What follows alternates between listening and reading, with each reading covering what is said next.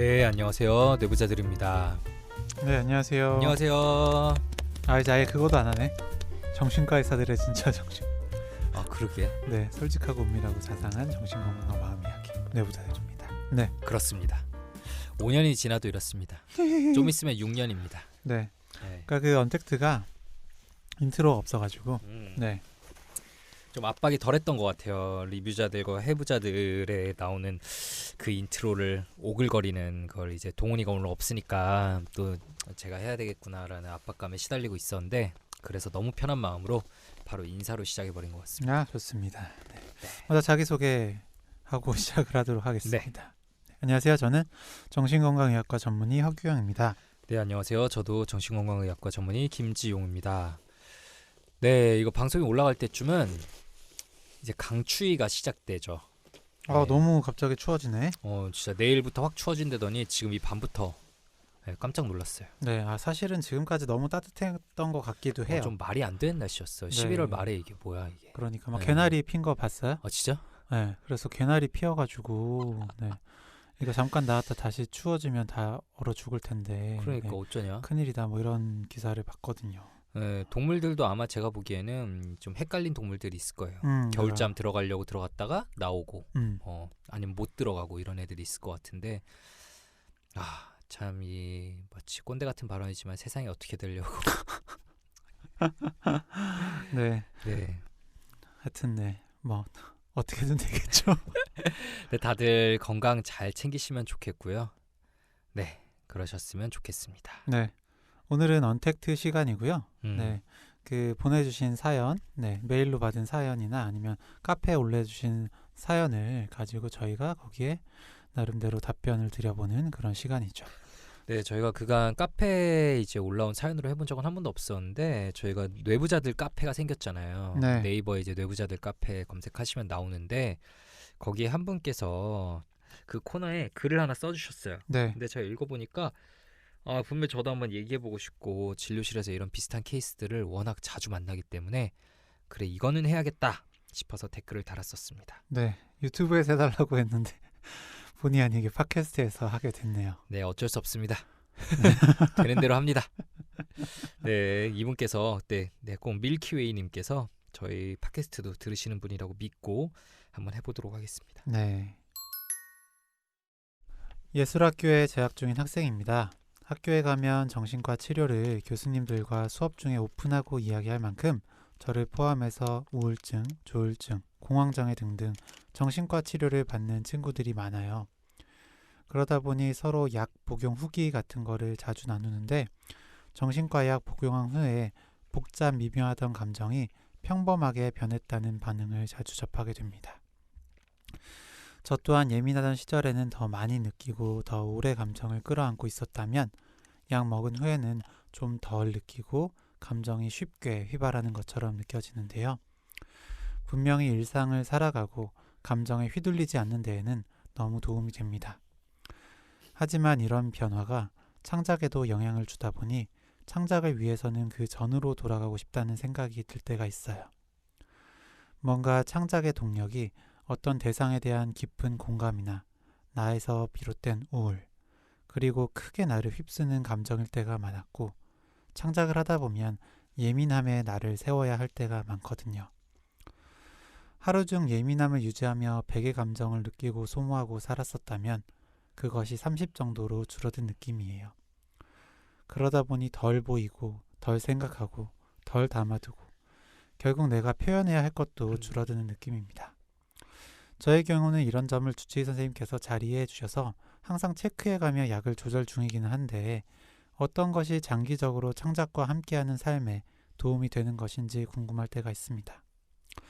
뇌부자들 선생님들께서는 예술하는 사람들의 예민한 기질과 정신과 질환 치료를 조금 다르게 접근하시는지 알고 싶습니다.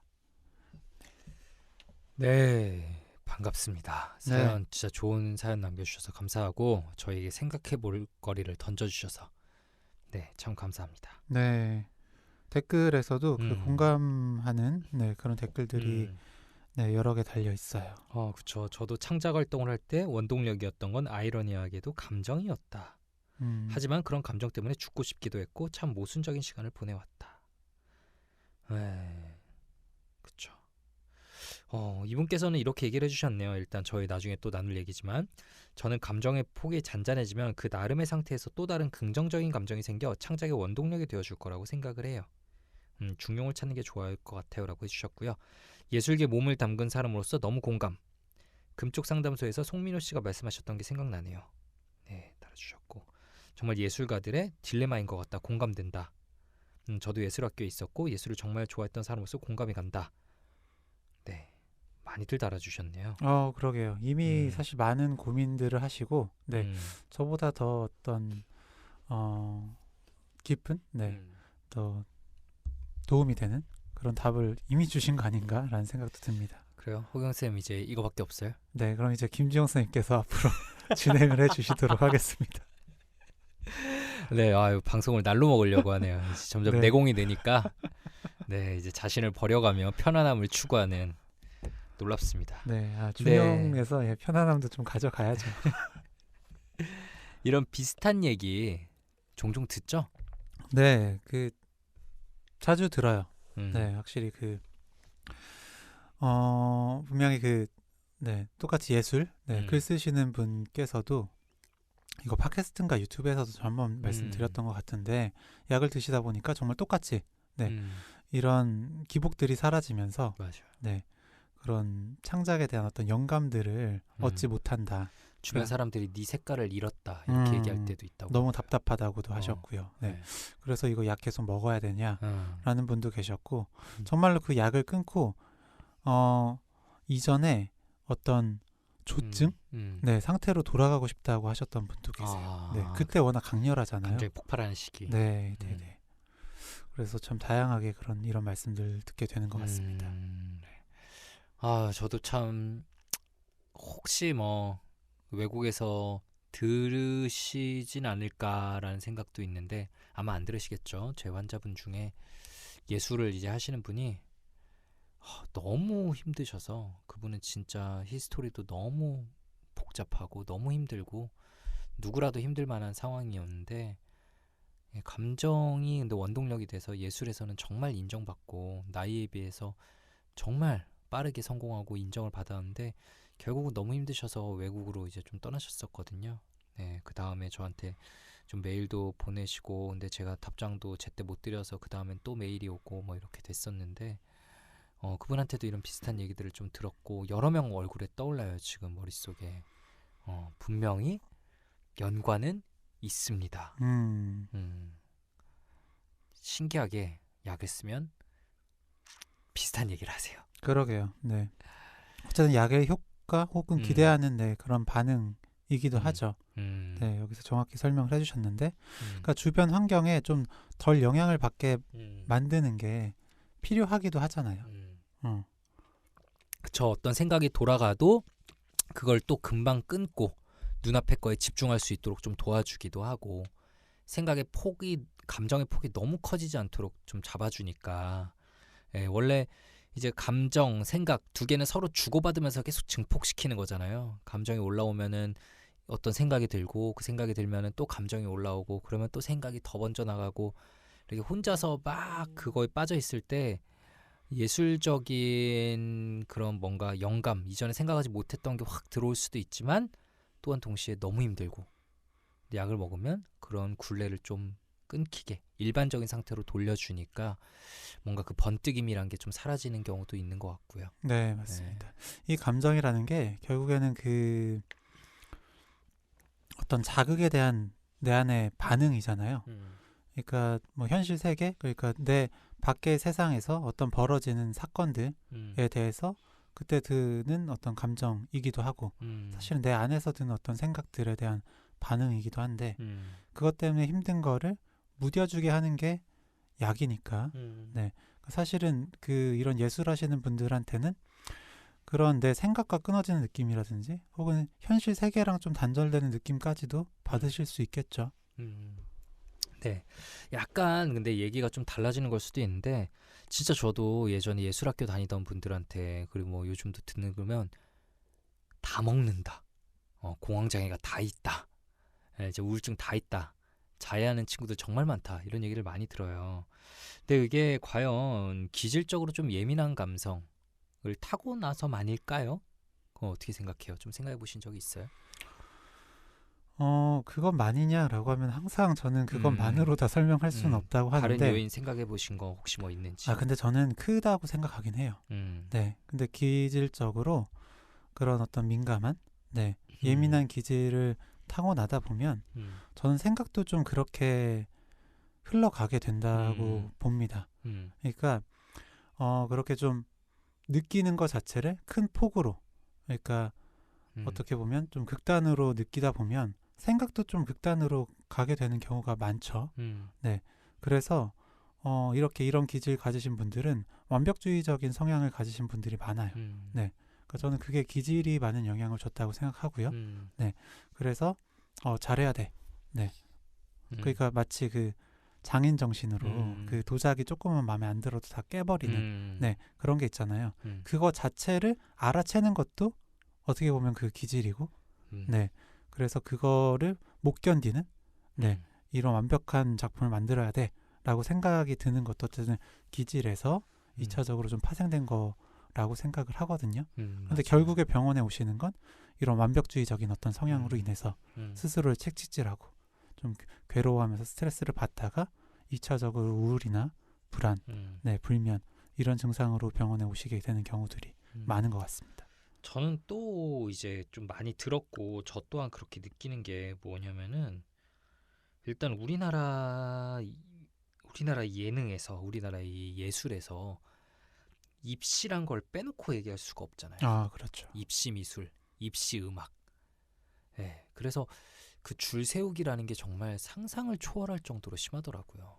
예, 물론 우리도 이제 뭐 공부하는 사람들도 그렇다, 운동하는 사람들도 뭐 그렇다, 다들 뭐 힘들다, 경쟁 줄 세우기가 있다라고 할 수 있겠지만 예술 쪽은 들어보면은 정말 예고 다니는 친구들 뭐 들었을 때는 진짜 놀랍더라고요. 제가 옛날에 들었던 거는 아직도 몇 년 지났는데 안 쳐지는데 그 다니는 학원에서 그 학교 친구들이 거의 다 다니는 학원인데 매일 그림을 그려서 매일 등수를 매겨요. 네. 네, 매일 그날의 등수가 있어요.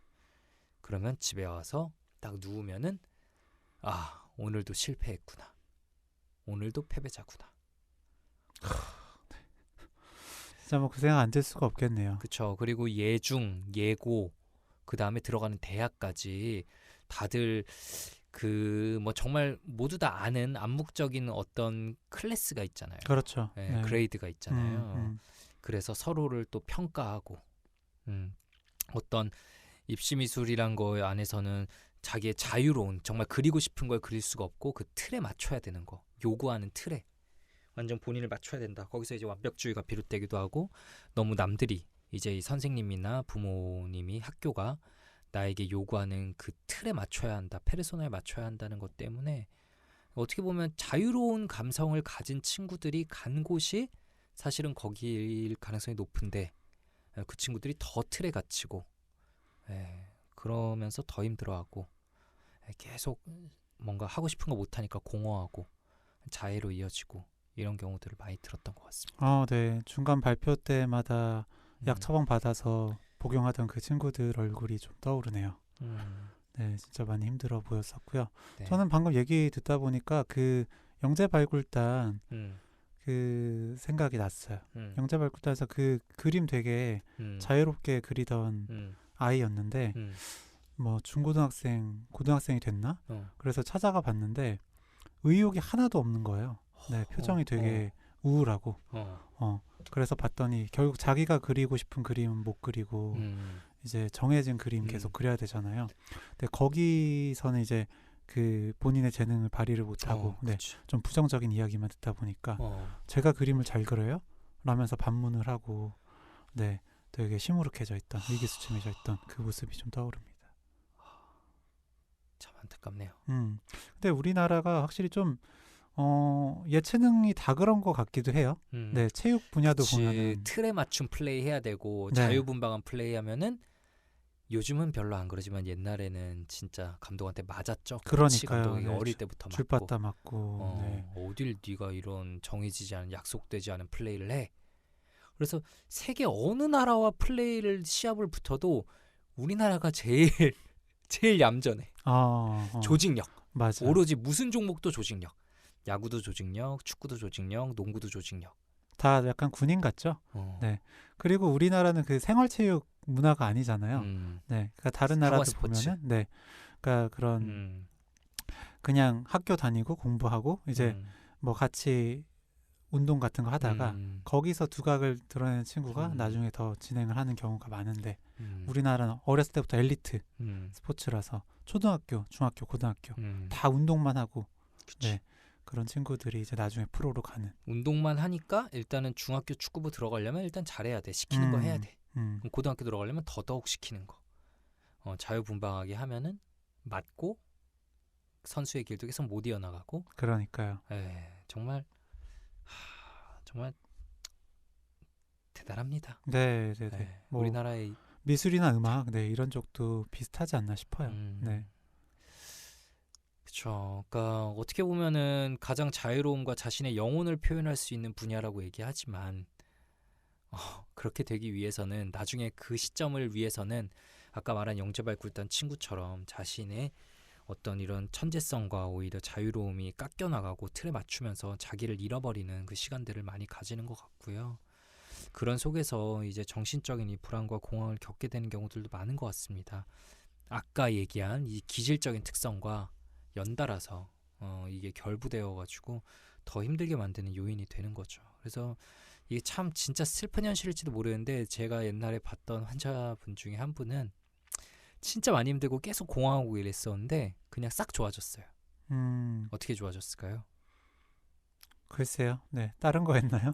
해외 유학을 갔습니다. 그래요. 국내 입시를 그냥 그만두기로 하고 해외 포트폴리오를 제출해서 대학을 가는 걸로 정하니까 이제 확 좋아졌어요. 약 쓰는 것도 뭐 줄어들고 사람이 생기가 돌고. 반대로 네. 외국에선 되게 잘하다가 네, 코로나 때문에 한국에 와서 한국에서 하다가 힘들어져서 네, 병원 왔던 친구도 있었어요. 대한민국 대단합니다. 네. 근데 어쨌든 원인이 이런 것들이 있다에 대해서 좀 분석을 해봤고요. 요약을 해서 말씀드리자면 기질적으로도 분명히 생각이 많고 더 꼼꼼함을 추구하고 감정의 폭이 좀 더 넓은 분들이 분명히 예술을 선택하실 가능성이 높고요.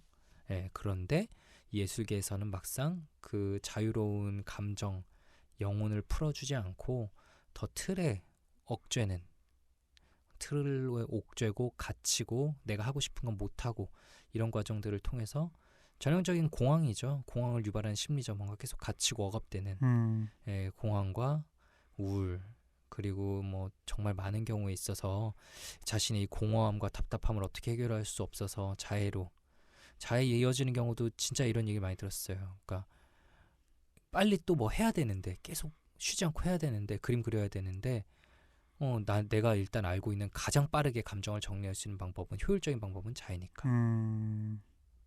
혼자 계속 생각하고 괴로워하느니 빨리 긋고 그림 그리자. 네, 진짜 그렇게까지 해야 되나라는 생각도 드네요. 네. 너무 힘드시겠습니다. 네. 네. 그리고 이 약을 복용을 했을 때 이런 감정적으로 좀 무뎌지는 거, 네, 이걸 감정적 둔마, 이모셔널 블런팅이라고 하는데요. 연구들을 보면은 한 연구에서는 이 항우울제를 복용했을 때 한 46%. 네, 저도 한 절반이라고 네, 기억하고 네, 절반 정도가 이런 걸 경험을 한다고 하죠. 네, 그러니까 단기적으로도 그렇고 그리고 장기적으로 약을 복용을 했을 때 아예 이렇게 잘 느껴지지 않는 이런 게 또 장기적인 항우울제 부작용이기도 합니다. 옛날에는 정신과 의사들이 그냥 어쩔 수 없어요. 뭐 그런 거 없어요라고 그냥 해오는 경우들이 많았는데 요즘 들어서 더 확실하게 이 좀 부작용적인 측면에서 초점이 사람들이 많이 관심을 가지는 것 같아요. 그냥 둔하다.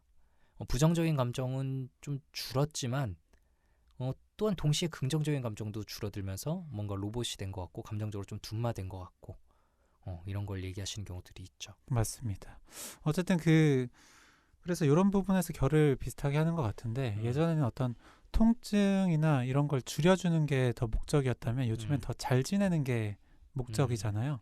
그렇다 보니까 어떤 뭐 약들도 예전에는 이런 부분을 줄여준다 이런 게 좀 포커스가 됐었다면 맞아. 요즘 약들은 네. 그렇죠. 파저티브 어펙트라고 해서 이걸 그런 살려준다. 네 기력을 살려주든지 네. 어떤 뭐 재미를 살려주든지 이런 살려주는 걸 더 효과가 있다. 네. 네 비교적 이런 걸 좀 최근에 들어온 신약들은 다 그거를 되게 강조하더라고요.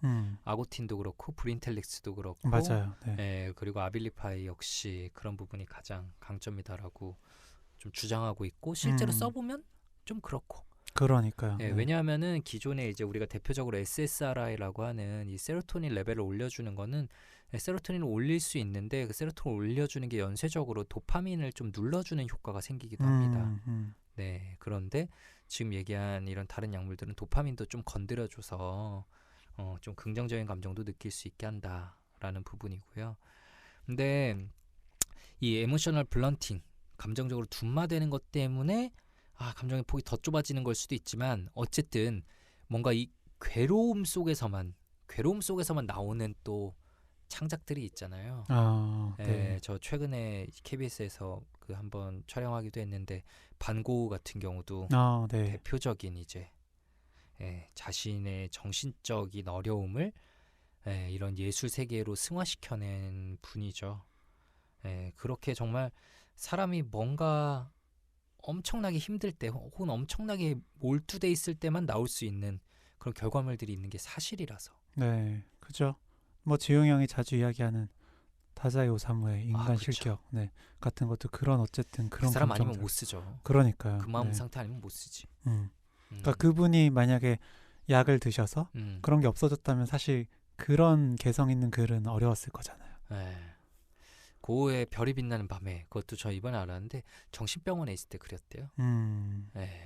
정신병원 창문에서 보이는. 네. 참 아이러니컬한 거죠. 아이러니컬한 거고.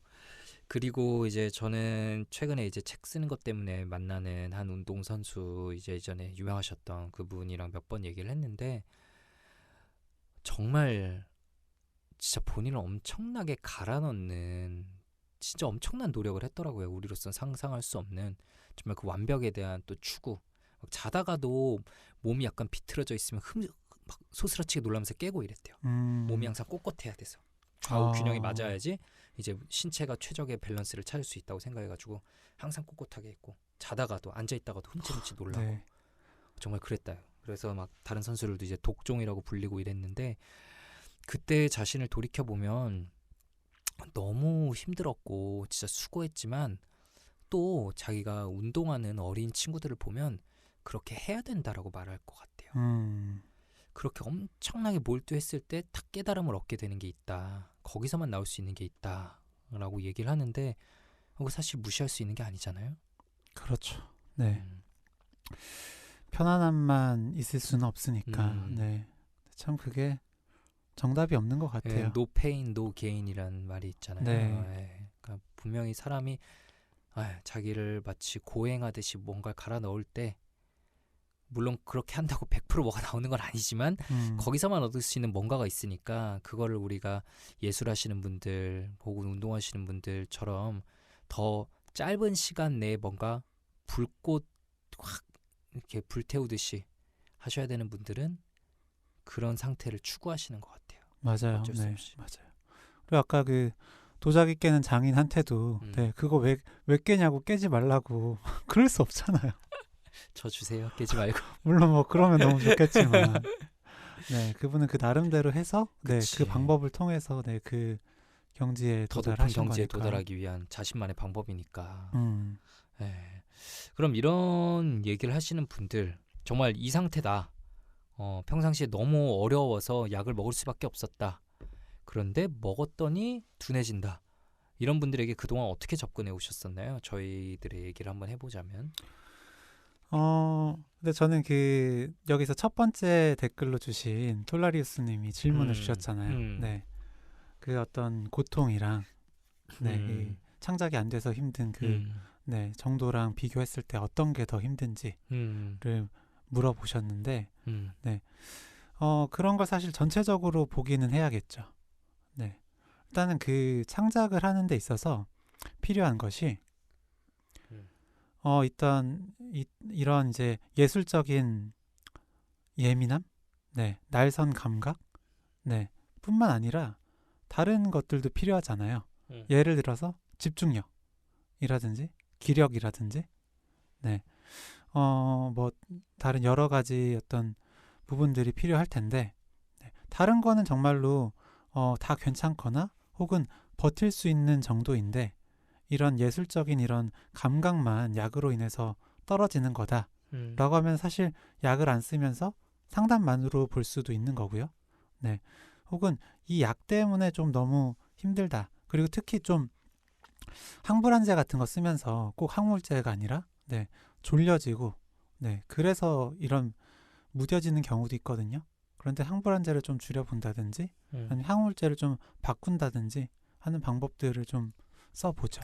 맞아요. 저도 일단은 저희가 아까 얘기한 긍정적인 감정을 좀 살려줄 수 있는 약들을 이론적으로 어쨌든 그런 약들을 좀 써보는 것도 고려해 볼 수 있을 것 같고, 저는 이게 원칙적으로는 항우울제를 쭉 복용하는 게 원칙이기는 하지만 그 기간 동안에는 좀 끊어보는 것도 권유드린 적이 있습니다. 맞아요. 작품 기간 동안만 그러면 좀 잠시 끊어보고, 근데 선을 넘어가는 것 같으면 내가 느끼기에나 아니면 그분이 느끼시기에 선을 넘어간 것 같으면 그때는 소량이라도 다시 드시면서 아슬아슬한 줄타기를 한번 해보자라고 제안을 드렸던 적도 있고요.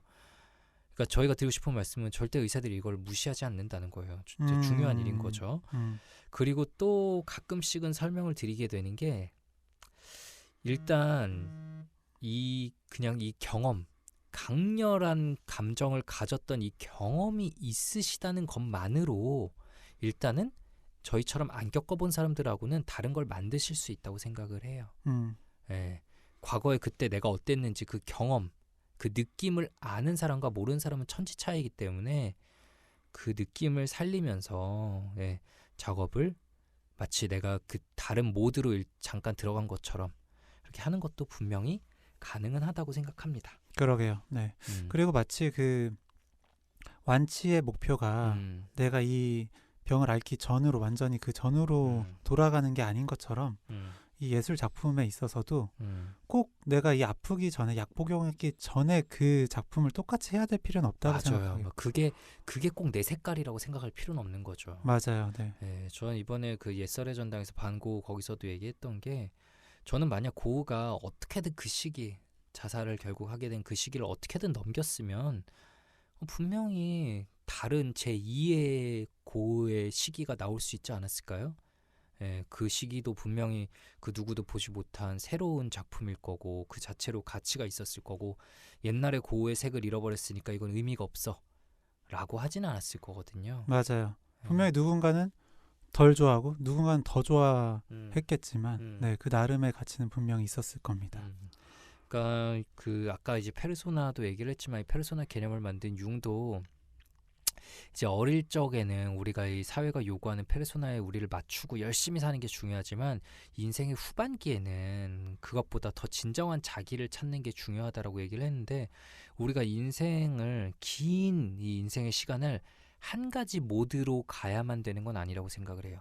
어떤 시기는 나를 미친 듯이 불태우고 갈아 넣는 시기, 근데 또 지났을 때는 그 느낌을 그냥 간직한 채로 약간 다른 걸 시도해보는 시기, 그리고 나중에는 또 새롭게 얻은 경험들을 바탕으로 또 새로운 시기, 이렇게 뭔가 여러 모드로 살 수 있지, 우리가 반드시 정말 고3 입시 준비 모드로만 평생을 살아야 되는 건 절대 아니잖아요. 네, 맞습니다.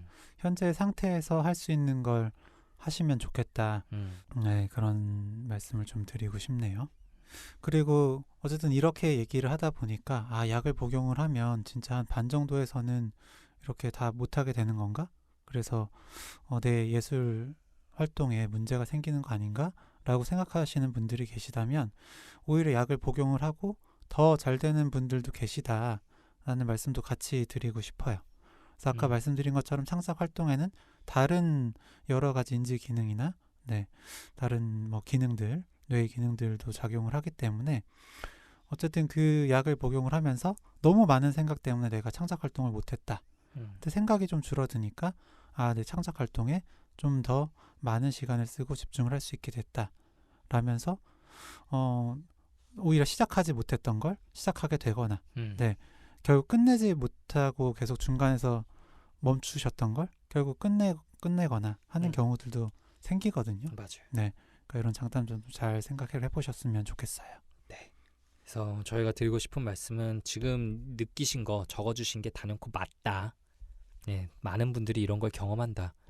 하지만 또 분명히 톨라리우스 1세님이 적어주신 것처럼 중용을 찾는 거, 본인에게 그 상태에 맞춰서 가장 정확한 답을, 가장 필요한 답을 상황에 따라서 맞춤으로 찾아 나가시는 게 좀 필요할 거고, 그러다 보면 다양한 모드의 나를 가지게 되고 그걸 바탕으로 좀 더 유연하게 살아갈 수 있지 않을까, 이런 생각을 좀 해봅니다.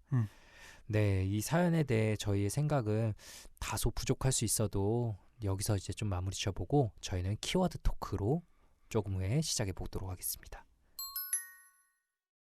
네, 오늘 저희가 선정한 키워드는요. 예술입니다. 네, 예술. 다 예상하셨죠? 여기서 뭐 하겠어요, 저희가. 네, 계속 예술 얘기를 해가지고. 네, 어쩔 수 없습니다, 오늘은. 네, 예술이 뭔가요? 허경영 쌤 한 예술 하시나요? 저요? 저는 예술에 별로 소질이 없습니다. 많이들 예상하셨겠지만. 아, 그런가요? 이것도 너무 겸손 떠는 거 아니세요? 아니 진짜로 자, 예술을 하려면 첫 번째로 그런 외부의 상황들을 잘 느껴야 돼요. 그죠? 네, 작은 거라도 이제 그거를 사소하게 그냥 넘기지 않고 캐치할 수 있는 그런 어떤 그런 부분, 능력이 필요하다고 생각하고요. 그거를 느낀 다음에 담아뒀다가 표현하는 게 필요하죠. 네. 그런데 첫 번째로 저는 잘 느끼지 못하고, 네, 두 번째로 잘 담아주지 못하고. 왜 잘 못 느껴요? 그거 타고난 거 아닐까요? 네. 근데 모르겠어. 이게 타고난 것도 있고요. 근데 문예창작과 다니는 친구랑 얘기를 한 적이 있는데 제가 너무 억압하고 사는 것 같다고 하더라고요. 네. 제가 그 친구랑 얘기를 하면 그 친구는 다른 친구들이랑 자기는 되게 얘기를 많이 하는데 네, 너는 꽤 잘 느끼고 생각을 하는 편이다. 그래서 이렇게 대화가 원래 안 되는데 되는 걸 보면 너는 아마 많이 억압하고 사는 것 같다라는 얘기를 하더라고요. 표현을 잘 안 하는 거다. 네. 규영이 근데 10년 전에 비해서는 뭐 표현 많이 하죠. 네, 늘고 있는데 감정 표현 늘어났다고 생각하고요. 근데 저도 사실 되게 잘 표현 안 하는 편인데 저보다 규영이가 약간 한 수 위였던 것 같은 느낌이기도 하고. 그렇죠. 네. 네, 저희 중에는 동훈이가 아마 이런 감정의 폭이 가장 넓고 예술도 가장 잘하지 않나라고 생각을 하고요. 네. 저도 참 예술과 거리가 진짜 멀었습니다. 네, 미술과 음악 시간은 저에게 고통의 시간이었고 항상 가장 안 좋은 점수를 받았고, 저는 어릴 때 피아노를 이제 엄마가 시켜서 배웠는데 아직도 기억이 납니다. 제가 많이 들었던 말은 번갯불에 콩볶아 먹는다라는. 그래서 5번 연습을 해야 끝난다 그러면 진짜 박자는 무시하고 광속으로 바바바바바 치고 끝내고, 혼나도 아주 꿋꿋이 계속 그러고. 그래서 피아노 실력이 하나도 늘지 않았던 기억이 나요. 놀랍게도 하나도 늘지 않았어. 네, 저도 되게 비슷한데 저도 피아노 어렸을 때부터 쳤었고요. 저는 꽤 오래 쳤던 것 같아요. 7살 때부터 초등학교 6학년 때까지 쳤나? 오, 오래 쳤네. 네. 저도 몇 년 쳤는데 저보다 더 오래 쳤네요. 네, 꽤 오래 쳤는데 사실 저는 약간 보육의 느낌으로 갔던 것 같기도 해요. 네, 끝나면 바로 가서 피아노 연습도 하고 그냥 거기서 쭉 남아가지고 거기 있는 애들이랑 네, 놀고 뭐 간식 먹고 네, 그러다 왔었는데, 그러다가 제가 한 4, 5학년 때쯤인가 봤는데 2년 딱 친 이제 여자의 동생을 봤는데 너무너무 잘 치는 거예요. 네. 그래서 역시 원래 나는 안 되는 걸 알고 있었지만 역시 저런 친구들이 예술을 하는 거구나. 기질이란 게 있습니다. 이제 저희 집에 아이 둘이 있잖아요. 첫째는 일단 생긴 것부터 저랑 비슷하고, 네, 축구하는 거 좋아하고. 똑같아. 네, 축구하는 거 좋아하고, 피아노 치면은 뭔가 저랑 좀 비슷하게 치는 것 같아요.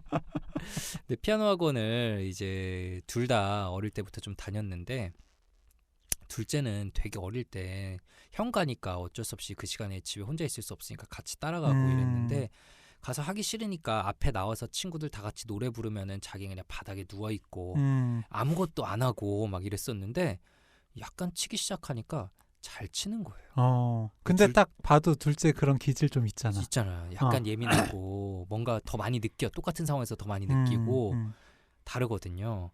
그래서 피아노를 조금 치기 시작했는데 이제 그 피아노 학원에서 좀 얘는 심화반으로 들어와라.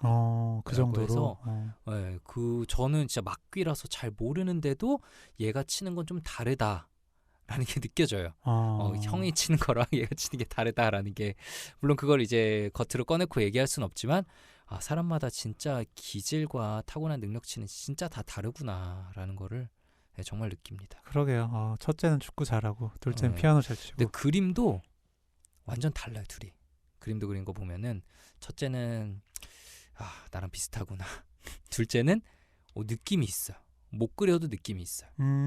네, 그게 참 신기합니다. 어떻게 우리 DNA에는 대체 뭐가 적혀 있는 건지. 네. 그러게요. 네. 그래서 하여튼 저는 음악, 노래 부르는 거는 되게 좋아했었거든요. 네, 그래서 고등학교 때 노래방을 매일 가다 보니까 웬만치는 하게 됐었는데 역시 잘하는 거는 불가능했던 것 같고, 네, 음악도 그렇고 미술은 정말 못했죠. 네, 저는 제가 미술을 왜 그렇게 못하는지 잘 모르겠어요. 네, 어머니는 미술 전공하셨거든요. 네. 그러면 우리 대화의 시작점으로 돌아가서 미술, 음악 이렇게 뭔가 공유하는 이 예술이라는 거 이거는 대체 뭘까요? 어떤 기질이 이제 반영이 좀 되는 걸까? 아까 규영이가 대강 얘기했지만 더 많이 느끼고 더 많이 표현하고 어떤 걸까? 이게 좀 더 디테일하게 얘기해 보면. 디테일하게요? 뭘까요? 네, 글쎄. 그래서 저는 예술이라는 건 결국엔 그거를 소비하는 사람이라고 할까요? 네, 그걸 보거나 듣거나 느끼는 그 사람의 감정을 불러일으키는 그 작업 결과물이 예술이라고 생각을 하거든요. 네, 그러니까 뭐라도 어쨌든 그 감정이 올라오게 만들면 되는 건데, 네, 그러려면은 일단 어떻게든 세게 때려야 돼. 네, 좀 그런 부분이 있어야죠. 감정을 세게 때려야 뭔가 올라올만 하겠지. 네, 파동이 생기겠지. 네, 물론 아주 담담한 어떤 그런 작품들도 있기는 하지만, 네, 그것보다는 많은 사람들은 더 센 거를 소비를 하죠. 그러려면 일단 감정 표현이 좀 커야겠죠. 네, 그죠. 그리고 예술은 기본 만약에 이제 엔터테이닝이라고 했을 때, 어쨌든 도파민 분비를 시켜줘야 되거든요. 네, 그럼 사람은 익숙한 자극에는 잘 반응을 하지 않아요. 네, 그렇다면 새로운 자극이어야 되는데, 네, 그런 새로운 자극이라는 결국은 크레이비티, 창의성이라고 한다면은 그런 거 역시도 작은 걸 다르게 느끼는 사람이 또 그렇게 표현할 수 있지 않을까요? 네, 그렇죠. 그러게. 근데 그게 뭔가 기질적인 측면이라는 거죠. 분명히 타고난 같은 환경에서 자랐어도 물론 그런 게 분명히 있는 것 같아요. 하나를 보더라도 다양하게 보는 그런 연습들. 네. 그리고 이제 또 아까 뭐 운동 이제 첫째가 저 닮아서 운동 좋아한다라고 했잖아요. 저는 뭐 규영이 이제 우리 같이 농구를 하도 많이 하니까 알겠지만 규영이나 저나 이렇게 플레이할 때 그 변화의 폭이 넓은 사람들이라고 생각하진 않습니다. 맞아요. 네. 하던 거를 계속 하던 사람들이에요. 창의성이 사실 그렇게 크지 않아. 잘한다 못한다를 제껴놓고. 근데 보면은 정말 창의성 있게 하는 사람들이 있잖아요. 심지어 그러니까 스포츠를 하는데 사람들이 쟤는 축구 천재다, 축구 예술이다, 예술적으로 한다. 이렇게 얘기하는 사람들이 있는데 그 사람들은 분명 운동을 하지만 동시에 뭔가 그 감정적인 폭을 크게 더 보여줄 수 있는 사람들이라고 생각을 해요. 그게 체육에도 이제 반영이 좀 되는 거겠죠. 네, 맞아요. 그러니까 그 어느 정도까지는 그냥 비슷비슷하게 할 수 있어도 결국에는 크게 성공하려면 그 다른 뭔가가 좀 있어야겠죠. 맞아요. 참 그게 방금 얘기한 창의성, 창조성, 천재성이라고 부르는 것들인데 참 수많은 사교육들이 천재성을 키워준다라고 하지만 사실 뭐 이게 키워줄 수 있는 건가 싶습니다. 어떻게 보면은. 맞아요. 쉽지 않아요. 네. 근데 사실 결국 이거 뭐 아니면 도잖아요. 네, 정말로 그거는. 네. 그래서 잘 되면 이제 대박이고 못 되면 쪽박이라. 네. 그렇죠. 그런데 우리나라에서는 못 되면 쪽박이란 게 허용될 수 있는 나라가 아니니까 너 그냥 대박의 기회는 버리고 우리 중간에 맞추는 걸로 이 틀에 맞춰서 쭉 가보자 라고 다른 거 하는 걸 이제 못하게 막는 거죠. 맞아요. 어쨌든 뭐 꼭 예술 분야에서는 그래도 이제 잘 되는 경우들이 있는데 뭐 다른 분야에서 예를 들어 노벨상이 없다. 그쵸. 갑자기 또 생각나네. 최근에 수학 상을 필즈상. 받으셨잖아요. 네. 허준이 네. 교수도 우리나라에서 어릴 때 수포자가 될 뻔했었다고. 참 무섭습니다. 네. 저 사회 얘기를 하고 있네. 우리 얘기를 해야 되는데, 우리 생각을 얘기해야 되는데, 이게 뭐 우리 생각이지 뭐. 근데 정말 이게 모르겠어요. 그 안정성이란 것도 중요하고 창의성을 발휘하면서 산다는 것도 중요하고, 그러니까 이게 좀 어떤 생각이 저는 들었냐면은 언젠가 저희가 해부자들에서 한번 다뤘으면 좋겠는 책인 다정한 것이 살아남는다라는 책에 보면은 이제 보노보와 침팬지의 성격 차이에 대해서 나오거든요. 근데 보노보는 굉장히 다정한 유명한 동물인데 침팬지는 굉장히 공격적이고 근데 왜 그러냐? 결국엔 그들이 사는 환경이 다르다. 보노보가 사는 곳은 굉장히 과일이 풍족하고 먹을 것이 넘쳐서 그냥 마음의 여유가 있으니까 곳간에서 인심난다고 애들이 다정해졌는데 이제 침팬지는 안 그렇다는 거죠. 저는 우리나라 아까 얘기한 이렇게 뭔가 계속 틀에만 맞춰야 되고 네가 뭔가 새로운 걸 시도하다가 실패하면은 너는 다시 재기할 기회 같은 건 우리 사회에서 없어 라고 느끼기 때문에 그런 거라고 생각을 해요. 네. 그건 실제로 한국 사회가 자원이 부족하고, 네, 부족하고 사람은 겁나 많고. 네. 그러니까 사실 저희가 이렇게 비판을 하기도 하지만 저희 어떤 한국인들이 많이 가지고 있는 기질이나 이런 환경에는 네, 적합하게 살고 있다는 생각도 합니다. 맞죠. 우리나라에는 이게 필요했으니까 어쩔 수 없이 이렇게 된 거지. 맞아요. 네. 근데 어쨌든 가혹하다는 거죠.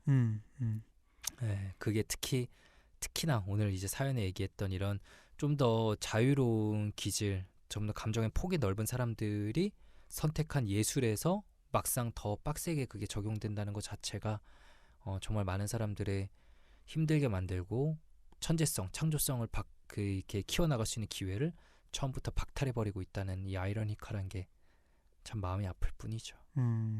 맞습니다. 네. 그래도 뭐 창의성 하니까 뭐 팟캐스트 유튜브 할 때 아이디어는 그래도 괜찮게 내고 있지 않나 그런 생각도 좀 하고 네, 하여튼 팟캐스트도 좀 예술적으로 한번 만들어 보고 싶네요.